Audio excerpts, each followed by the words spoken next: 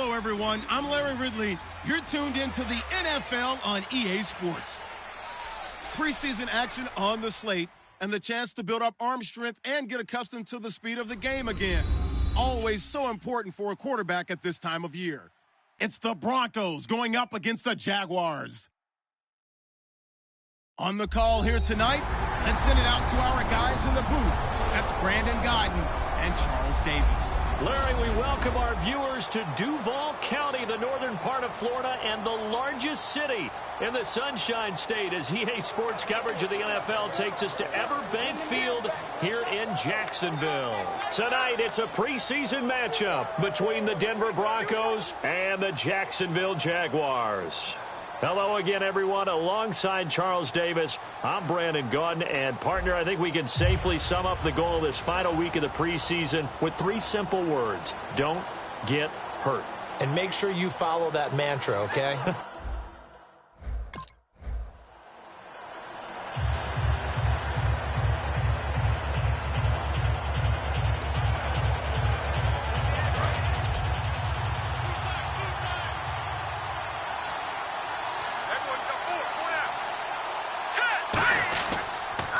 Now a carry, it's C.J. Anderson. And he will lose yardage here back at the 23-yard line.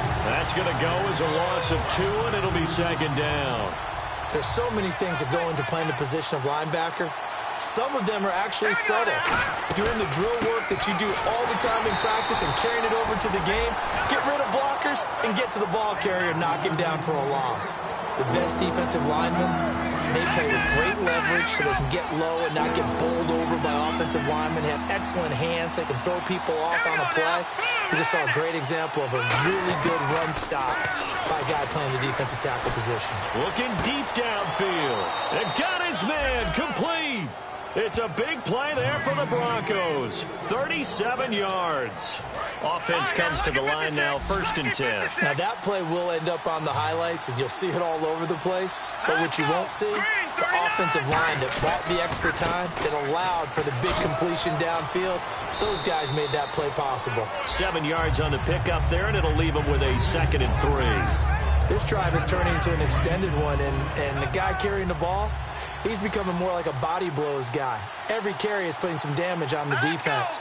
So after a while, I'm not too sure how many guys are going to want to run up and tackle him. Able to get away. That's why you keep the legs churning. And they'll get this one down to about the 20-yard line. A nice pickup there of 11 yards, and it'll move the sticks. And into the red zone now. And, Charles, they told us offense in the red zone was a focus this week in practice.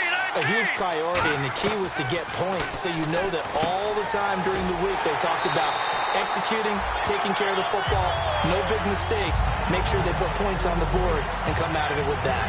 So they're still at the original line of scrimmage here. 2nd down and 10. Now, they couldn't get anything going there out on the right side in the flat of the swing pass. And didn't we have a discussion with their staff about wanting to get the backs more involved in the passing game? Huge emphasis for this game, but obviously the defense had other plans and really made a nice play. Dante Fowler just made a play that he can be really proud of there. Nice tackle for loss.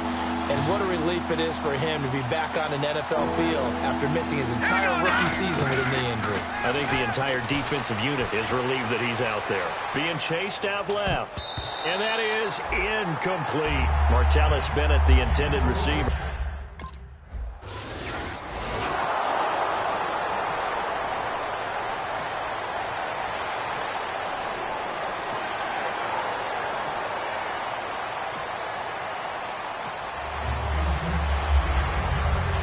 Now this Broncos offensive unit ready to head back out onto the field. And they split the uprights last time for 3. They've got the lead. They're not going to play this conservative. They're not hoping for another field goal. They're hoping for a touchdown. I'm with you on that one. I like where your head is. I like the way you're thinking because you're exactly right. Trying to sit on a lead and play that way, that doesn't work too well for most teams. Run your offense. Run what you do best. Exactly. Put it all the way down and try to increase your lead in a big way. And the best way to do it, touchdowns. He'll look to throw. Sideline throw. It's complete. And a nice job there of keeping the toes inbounds. If you're running out route, it's likely you're going to end up near the sideline. And what did we just see there? You got it. The benefits of practice. Toe tapping, foot dragging, picking it up, and making sure it was a catch. And brought down, but not before he was able to break the tackle, and the extra effort moves the sticks. On third down, that's a good job of situational football and understanding where the first down marker was and getting there. Back to throw now on first down. It's a short one here, complete to his tight end. A gain of 6 there on first. When you execute a drag or a crossing route really well and give them a chance to let it develop a little bit, you can gain some significant yardage hitting your tight end on that one. Here we go. Now they'll throw here out of the gun. And no escaping this time as he'll go down. They got him for a sack. Yannick Ngakoue in there to bring him down for a loss of 7. Boy, he came in off the edge so quickly there. Look out, because that's exactly what it was being shouted by the offensive lineman to his quarterback because he had no chance to block him. And he bats it away, and it falls down incomplete.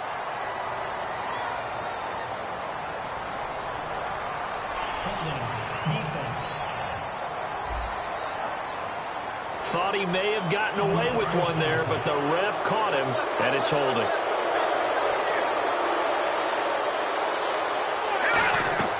They'll look to throw now on first down. Screen play, Anderson. And he will lose yardage here to the 31-yard line. That's going to go as a loss of 4, and it'll be second down. Got to give some credit there defensively. They snuffed out that screen early on first down. Really read it well, didn't they? Because they didn't bring the pressure that they expected. They covered all the passing lanes. So once you see it break down as the passer, I think in this situation, you're either throwing it at the feet of your back to make sure no one picks it off, or you throw it away, throw it over the sideline. Don't try and freelance and try and make a bigger play. There's really no one else running a pattern that should be open.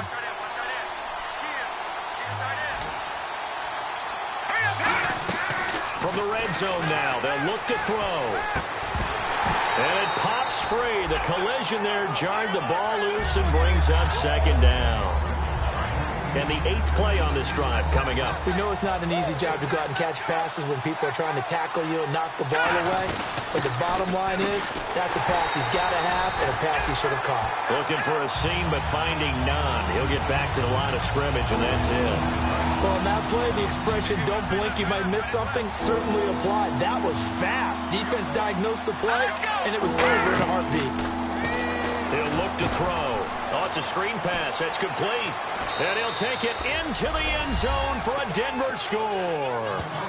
C.J. Anderson, a 15-yard touchdown grab. And the Broncos will extend their lead. There are several elements to a well-executed screen passes.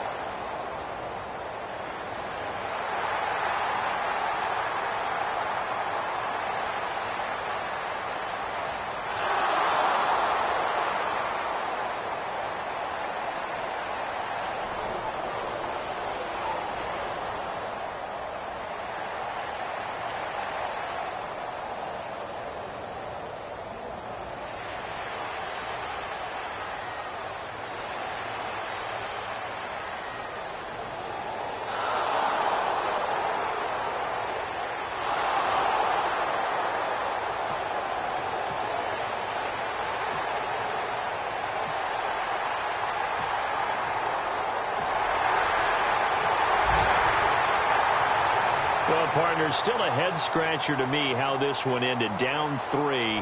I just thought, no matter the situation, you're in a spot where you can kick that field goal, go to overtime. Why not do it? And this is where I think the analytics guys are going to continue to get more and more traction in the league. We've talked about different people now saying, I need a game management coach, someone in the booth to take the emotion out of it. Did they lose track of where they were on the clock, right? Did they lose track of where they were on the field? Was it makeable for their kicker? All those things come into play here, and it turns out they don't get it done.